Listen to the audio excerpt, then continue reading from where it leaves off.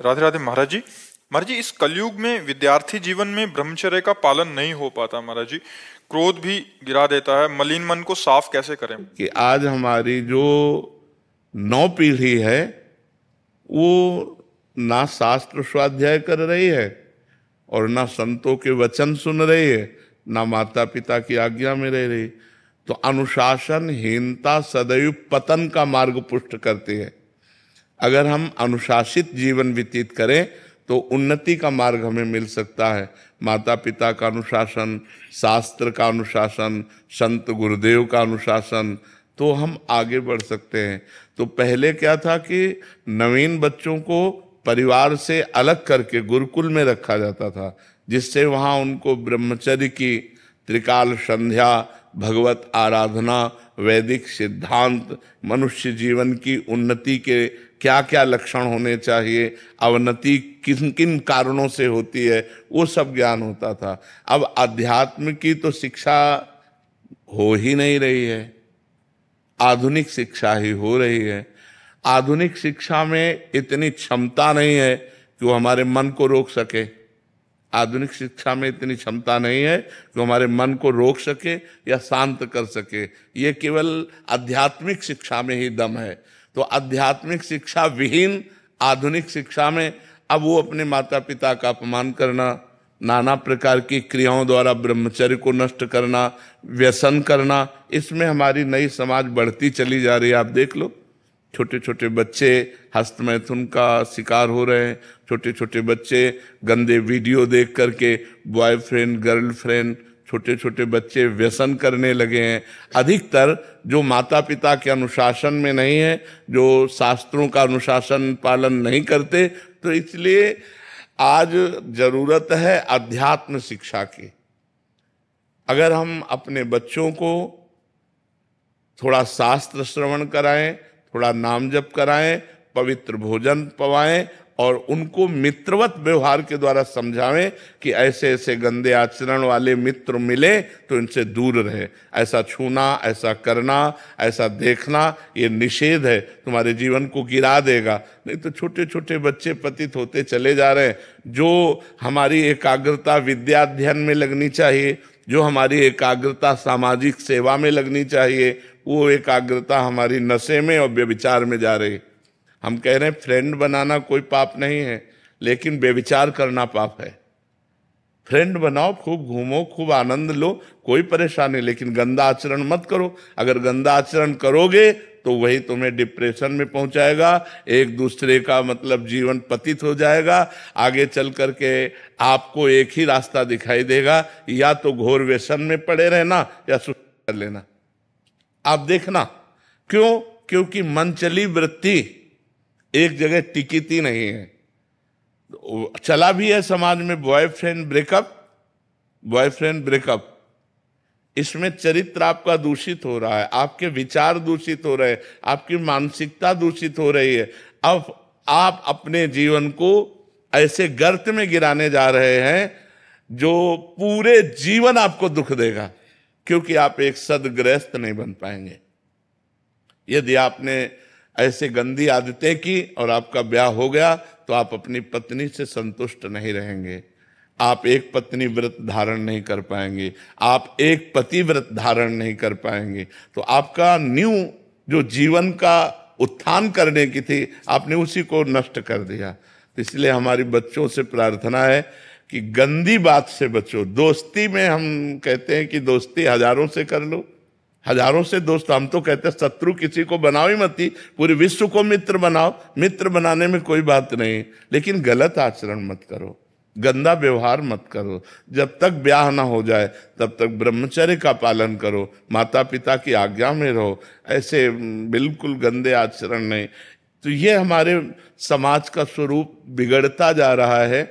इसे आप ही लोग मिलकर संभाल सकते हो, माता पिता। और अगर आप सुधरो, आप सुधरो, आप सुधरो तो सुधर गए समाज। हम दूसरे को सुधारने की चेष्टा न करें। यदि हम अपने को व्यसन और व्यभिचार रहित बनावें तो हमारा समाज सुधर जाए। अगर हम एक एक आदमी सुधरना चाहे तो समाज सुधर जाए, लेकिन सुधरने के पक्ष में बहुत कम लोग हैं और बिगाड़ने और बिगड़ने के पक्ष में बहुत सहजता है ना, उसमें सरलता है। सुधरना चढ़ाई चढ़ना है, और बिगड़ना फिसलना है। फिसलने के लिए सब तैयार है और फिसलाने के लिए तैयार है, लेकिन चढ़ने और चढ़ाने के लिए अध्यात्म की तरफ, धर्म की तरफ, पवित्रता की तरफ ये बहुत कम रह गए हैं समाज में, जो ऐसा चलना चाहे। एक 12 वर्ष का बच्चा यहाँ बैठ के कह रहा है मैं हस्त मैथुन से परेशान हो चुका हूँ। तो उनका कितनी आयु है? बोले 12 वर्ष की। तो और फिर उसने कहा कि हमारी गर्लफ्रेंड भी है। तो हम कहा 12 वर्ष में गर्लफ्रेंड हो गई, हस्त मैथुन हो गई। तो मतलब ये छोटी छोटी अवस्थाओं के बच्चे इतने गंदे स्तर में गिर रहे हैं, तो क्या होगा, समाज का क्या होगा? कॉलेज आदि में यही ट्रेंड चल चुका है महाराज जी। तो कैसे महाराज जी सुधार होगा?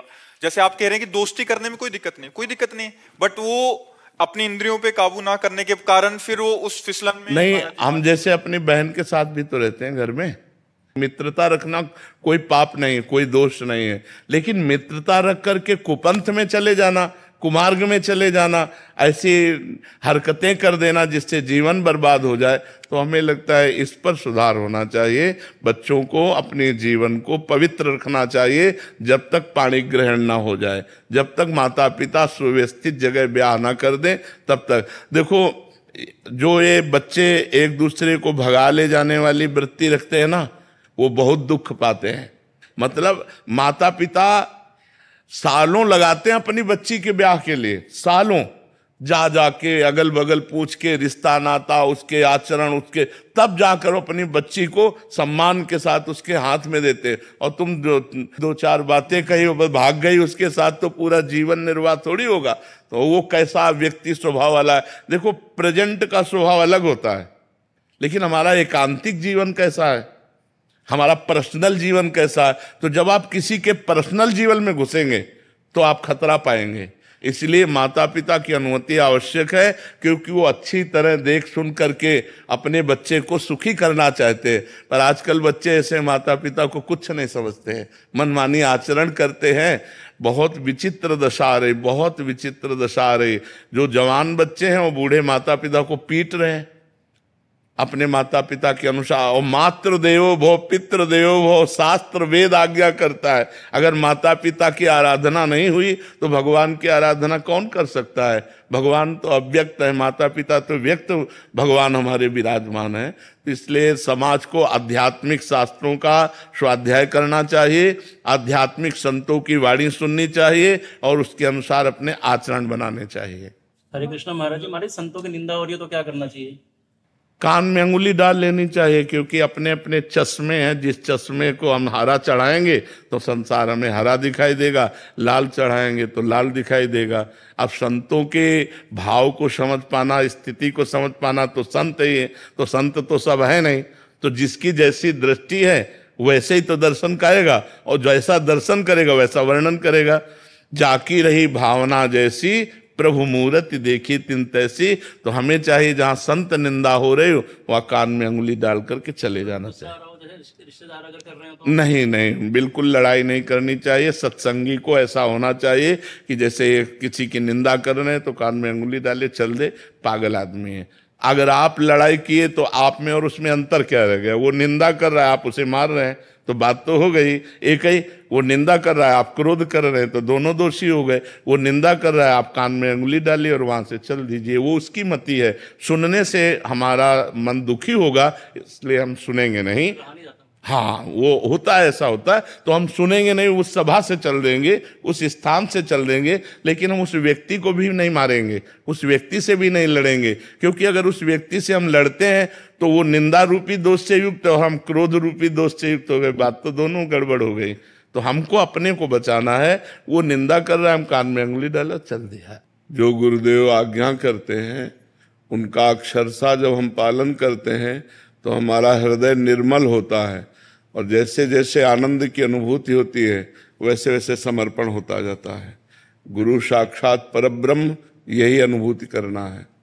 हमारे परब्रह्म परमात्मा मूर्तिमान गुरुदेव के रूप में विराजमान है। हमारी दृष्टि बस इसी में टिक जाए, तब हमारी गुरु भक्ति पूर्णता को प्राप्त होती है। वो गुरु आज्ञा सम्न सुसाहिब सेवा। गुरु जैसी आज्ञा करे, जिस तरह से रहनी बतावें, जो नाम मंत्र दें, जो उपासना दें, उसी में चित्त जोड़ दे तो शिष्य गुरु स्वरूप हो जाता है। जो गुरु के हृदय में चलता है वही शिष्य के हृदय में आ जाता है। शिष्य और गुरु अभेद हो जाते हैं, तभी भक्ति पूर्ण मानी जाती है, जब शिष्य और गुरु अभेद स्थिति को प्राप्त हो जाए। इसलिए अपने गुरुदेव के द्वारा दिए हुए नाम मंत्र, उनके द्वारा दिया हुआ जो साधन है, साधन पथ है, उसे दृढ़ता पूर्वक पकड़कर उसी में चलते रहना चाहिए। गुरु के विरुद्ध यदि इतना भी आचरण होगा, वो हमारे आनंद का नाश कर देगा। गुरु की अवज्ञा होगी तो परमार्थ ढक जाएगा, दिखाई ही नहीं देगा।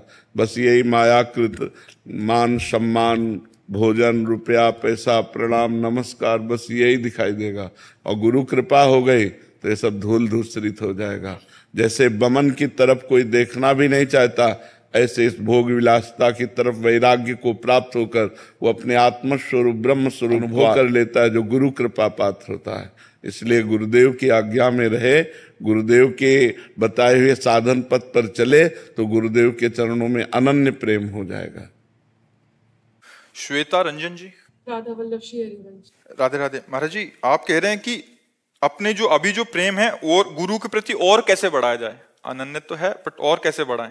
बस जो गुरु ने नाम दिया, मंत्र दिया, निरंतर जपते जाओ, देखते जाओ कि गुरु से कितना प्रेम होता है। गुरु की आज्ञा का अगर उल्लंघन करके किसी भी जगह अपराध करोगे, वो सीधे अपराध गुरु से अप्रीति कर देगा, गुरु के विरुद्ध भाव आ जाएगा, गुरु के प्रति दोष दर्शन होने लगे। कहीं भी अपराध करो विश्व में, कहीं भी विश्व में अपराध करो, पहले तुम्हारे गुरु से संबंध खंडन होगा, तब तुम्हारा पतन होगा। अगर गुरु से संबंध खंडन न हो तो माया की ताकत नहीं कि वो शिष्य को पतन के मार्ग में ले जाए। इसलिए हम कहीं भी किसी की निंदा ना करें, किसी की निंदा ना सुने, किसी के दोष दर्शन ना करें, किसी के दोष दर्शन वर्णन ना करें, तो हमारा भजन सुरक्षित रहेगा। इसलिए हम तीन को संभालें, वाणी को, कान को, नेत्र को। नेत्र से दोष दर्शन न करें, और कान से हम किसी की निंदा न सुने, और वाणी से हम किसी की निंदा न करें। अगर परदोष दर्शन, परदोष श्रवण, परदोष कथन से बच जाएं और हमारे शरीर के द्वारा कोई मलिन अपराध न बने, तो गुरु चरणों में दिन प्रतिदिन अनुराग बढ़ता चला जाएगा। गुरु के चरणों में अनुराग बढ़ने का मतलब इष्ट का सानिध्य। गुरु प्रसन्न साहब अनुकूला, मिटी सकल कल्पित भय। कल्पनात्मक जो जड़ चेतन की ग्रंथि का भाव था वो नष्ट हो गया, अपने स्वरूप में स्थित हो गया, या भगवान के प्रेम में मतवाला हो गया। तो पर निंदा, श्रवण, कथन इससे बचे, और परदोष दर्शन से बचे, और खूब डट के नाम जप करे, और कहीं कोई शरीर से अपवित्र आचरण न होने पावे। नहीं, बहुत बुरा फंसता है साधक, हृदय जलता है, इंद्रियों की विलासता में फंस करके वो अपना नाश कर लेता है। अब चढ़ने की हिम्मत नहीं रह गई, और इंद्रियों की विलासिता उसे ऐसा कमजोर कर देती है कि जिस भोग में वो सुख चाहता था, अब वही जलाता है उसे, पर उसे छोड़ नहीं सकता। इसलिए गुरु अवज्ञा ना हो, गुरु आज्ञा के अनुसार जीवन हो, तो प्रतिदिन अनुग्रह बढ़ता जाएगा, अनुराग बढ़ता जाएगा, गुरु कृपा बढ़ती जाएगी, गुरु प्रेम बढ़ता जाएगा। गोपीलाल जी राजस्थान से। राधा वल्लभ श्री हरिवंश। महाराज जी, आपका भी गुरु से संबंधित ही प्रश्न है कि गुरु की सेवा महाराज जी पूर्व के भजन से मिलती है या कृपा से, या उससे कैसा? नहीं, कृपा से मिलती है। इसमें अपना साधन पक्ष तो नहीं होता। गुरु सेवा गुरु कृपा से मिलती है। जब गुरु प्रसन्न होते हैं, अहेतुकी कृपा करते हैं, तब वो आज्ञा कर देते हैं। उपदेश करना अलग बात है, प्रवचन करना अलग बात है, आज्ञा करना अलग। आज से तुम ऐसे रहोगे, आज से तुम ये जपोगे, आज से तुम ये करो, ये गुरु आज्ञा है। बस यही सेवा है। हाथ पैर दबाना, कपड़ा धो देना, भोजन प्रसाद की व्यवस्था कर देना, ये बाह्य सेवा है। ये बाह्य सेवा करते हुए भी यदि गुरु की आज्ञा का उल्लंघन हो जाए तो लाभ नहीं प्राप्त हो पाएगा। बाह्य सेवा नहीं है और गुरु की आज्ञा पे आप चल रहे हो, तो वही वस्तु प्राप्त होगी जो गुरुदेव को प्राप्त है। तो सबसे जोरदार बात है गुरु आज्ञा का पालन करना, किसी संत महापुरुष की आज्ञा में जीवन समर्पित कर देना। ये बहुत कठिन बात है। मन स्वतंत्रता चाहता है, मनमानी आचरण करना चाहता है। गुरु की आज्ञा में चलना बिल्कुल कठिन बात है, और जो चल गया तो माया पर विजय प्राप्त कर ले गया। जे गुरु चरण रेणु अनुरागी, ते लोकहु बेदहु बड़ भागी। जे गुरु चरण रेणु सिर रही, ते जन सकल विभव बस करही। बन्नो गुरुपद पदुम परागा, सुरित सुबास सरस अनुरागा। श्री गुरु पदनख मनगन ज्योति, सुमिरत दिव्य दृष्टि ही होती। गुरुदेव साक्षात परब्रह्म परमात्मा मानव रूप में हमारा कल्याण करने के लिए अवतार लिए हैं। बन्नो गुरुपद कंज, कृपा सिंधु नर रूप हरि। महामोह तम पुंज, जासु बचन रवि कर निकर। पर अपने गुरु में मनुष्य बुद्धि या बहुत संत बुद्धि, परब्रह्म बुद्धि नहीं हो पाती, इसीलिए हम लाभ नहीं ले पाते। अगर ये कि हम जिसकी आराधना कर रहे हैं, जिस इष्ट को प्राप्त करना चाहते हैं, वही इष्ट मूर्तिमान गुरुदेव के रूप में विराजमान है। अब हम कौन सा ब्रह्म साक्षात्कार करें? हम अपने ब्रह्म से बात करते हैं, हम अपने ब्रह्म का दर्शन करते हैं, हम अपने ब्रह्म के अनुभव में हैं। तो ये बहुत कठिन है, बहुत कठिन है। गुरु प्रेम होना बहुत कठिन बात है। गुरु की छोटी छोटी वस्तु मतलब भगवान जैसी प्यारी लगेगी। बोले गुरु जी की पादुका है, ये गुरु जी की प्रसादी है। गुरु जी की प्रसादी वो ऐसा लगेगा मानो भगवान मिल गए। एक बार हम कथा सुनाते हैं कि अमीर खुसरो जी हीरा जवाहरात का व्यापार करते थे, पर अपने गुरु के अनन्य भक्त थे। तो एक उन फकीर के पास जाते और कहते हमारी बेटी का ब्याह है, बाबा कुछ व्यवस्था कर दो। तो धनी मानी लोग आया करते थे, तो इस भाव से गए थे। तो उनका परसों आना, फिर परसों आया, बाबा बेटी का ब्याह है, वो आपने कहा था परसों आना। अब बाबा के पास तो बाह्य कुछ था नहीं, धनी पुरुषों से मांग सकते नहीं। तो उनका बेटा हमारी पादुका ले जा। अब वो एकदम कि रुपया पैसा की जरूरत है, पादुका की हमें क्या जरूरत, लकड़ी की पादुका। पर संत ने कहा, उसको सबसे बड़ी बात थी, संत ने कहा है तो आज्ञा पालन किया, पादुका सर पे रखी। अब वो जो भगवान रचे होंगे वो घर के लिए चल दिया। रास्ते में अमीर खुसरो आ रहे थे, उनको सुगंध आई अपने गुरु की, अनुभूति हुई मेरे गुरु की कोई वस्तु है। अपने जनों से कहा देखो देखो कोई आसपास ऐसा है जिसके पास गुरु की वस्तु कोई है, हमारे गुरुदेव की हमें अनुभूति हो रही है। और बावरे से हो गए, देखा वो खुला पादुका लिया। कहाँ से आ रहे हो? बोले बाबा के पास गए थे। बाबा के पास किस लिए? धन लेने के लिए। तो बाबा ने पादुका दे दी। तो बेचोगे पादुका? हाँ, हमको पादुका की जरूरत क्या है? तो बोले 13 ऊंटों में असरफी हीरा है, आप ले जाओ। मैं नौकरों सहित ऊंटों सहित और पादुका ली और गए, जाकर प्रणाम किया, पादुका रखी। गुरु जी पादुका ले आए। बोले कितने में? बोले 13 ऊंटों की असरफी। बोले हाँ ठीक है, चलो सस्ता था, सौदा सस्ता किया। ये अनुभूति तभी होती है जब गुरु में परब्रह्म भाव हो, तन मन धन सब कुछ, सकल समर्पण प्राण धन। गुरु सेवा तज करे जेबान, यह अधर्म यह सब हानि, कान न रसकन में रहे, गुरु गोविंद न भेद कराए, संतत सकल सुनो चितलाए, श्री हरिवंश प्रताप जस। प्राणपन से गुरुदेव में जो समर्पित हो गए तो गुरुदेव का प्यार मिलता है, फिर सेवा मिलती है। समर्थ गुरु रामदास जी की सेवा में जो नजदीक शरीर सेवा में है वो तो 2 3 4 होंगे। तो औरों को ईर्ष्या हुई, उनमें एक सबसे ज्यादा हर बात उन्हीं से कहते थे समर्थ गुरु रामदास जी। तो सबको ईर्ष्या हुई कि हम भी तो शिष्य हैं, हम भी तो ऐसा क्यों। तो धीरे धीरे ईर्ष्या बड़ा रूप रखी। तो निंदा स्तुति की जब समर्थ गुरु रामदास जी ने सुना तो उन्होंने एक लीला की, बहुत दर्द हो रहा है जांग में। तो जो आवे प्रणाम करे, बहुत दर्द हो रहा है जांग में। गुरु जी क्या हो गया? फोड़ा हो गया है, बहुत दर्द कर रहा है। तो बोले शिवाजी से कहें, क्योंकि शिवाजी शिष्य थे, राजवैद्य लेके आ। बोले राजवैद्यों से नहीं ठीक होगा, सब शिष्य एकत्रित हो। आज्ञा हुई, सब शिष्य एकत्रित। बोले जहरीला फोड़ा है और इसका मुंह यहाँ है, अगर मुंह लगाकर पूरा मवाद पी लिया जाए तो हमारा अभी ठीक हो जाएगा, लेकिन जो पिएगा वो मर जाएगा। खसकने लगे पीछे, मरने वाले शिष्य कोई नहीं, सब पीछे हट गए। वो जो शरीर सेवा में थे, वो उन्होंने कहा गुरुजी हमें आज्ञा हो तो ये सेवा हम कर दें। उनका हाँ आज्ञा है।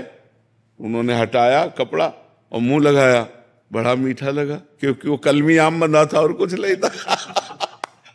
पूरा पूरा दबा दबा के फिर बोले गुरुजी अगर रोज पीले को मिले तो और जितने शिष्य थे वो सब अवाक रह गए। तो उन्होंने कहा देखा, ये सकल समर्पण प्राण, गुरु के लिए प्राण समर्पित है। अगर हम ये जहर पी लेते हैं, मवाद पी लेते हैं और गुरुजी अगर स्वस्थ हो जाते हैं तो मेरा मर जाना उचित है, गुरुजी स्वस्थ हो जाए। ऐसा समर्पण होना, ऐसा भाव होना बहुत कठिन बात है कि हमारे गुरुजी परब्रह्म परमात्मा है, हमारे गुरुजी सर्वस्व है। ऐसा भाव बहुत कठिन है, बहुत कठिन है।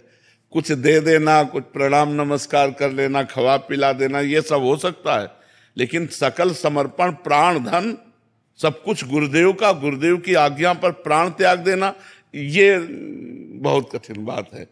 बोले हमारे गुरुजी कहते हैं ऐसा, अब दूसरों से सलाह ले लें। अरे ऐसा कहीं होता है? अब बस खत्म खेलो। गुरु की बात किसी से नहीं, मेरे मालिक का हुक्म हुक्म है, ये जीवन आपके लिए समर्पित है, आप कहो अभी गला उतार दें, ऐसा।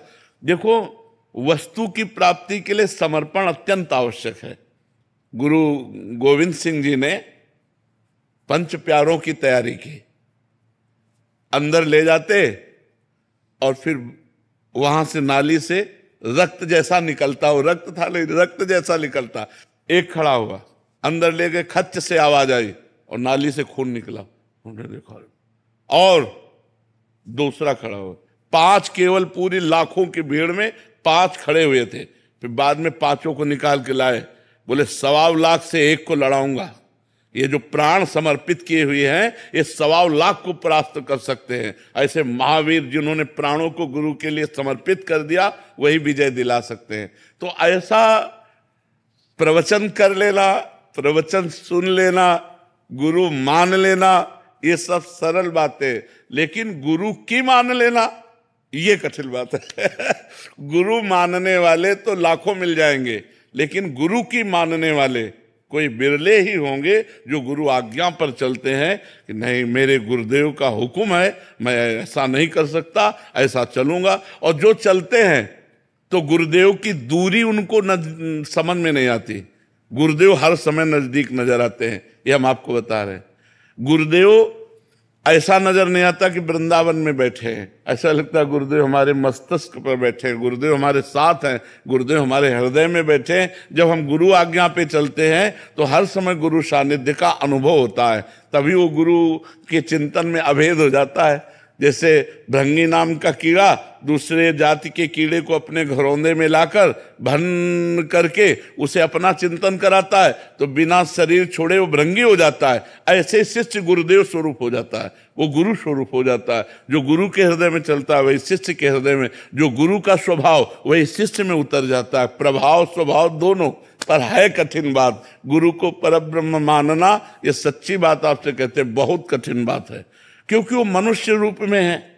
हमको उनकी चेष्टाएं दिखाई देती हैं, हंसना खेलना बोलना। अब परब्रह्म स्वरूप थोड़ी देर बात अलग है, जब हम उनकी सेवा में रहेंगे तो हंसना खेलना बातचीत तो एक मनुष्य रूप आ जाता है हमारे भाव में, बहुत अच्छे साधक रूप आ जाता है, या और उच्च कोटि का हुआ तो अच्छे संत रूप में आ जाता है। लेकिन गुरु साक्षात परब्रह्म, ये बहुत कठिन बात है। और ये आ गया तो मोक्ष रखा हुआ। मोक्ष मूलम गुरु कृपा, ध्यान मूलम गुरु मूर्ति, पूजा मूलम गुरु पदम, मंत्र मूलम गुरु वाक्यम, मोक्ष मूलम गुरु कृपा। अब उसको कौन सा मोक्ष चाहिए? गुरु कृपा से वो प्रसन्न हर समय भगवदानंद में डूबा रहता है।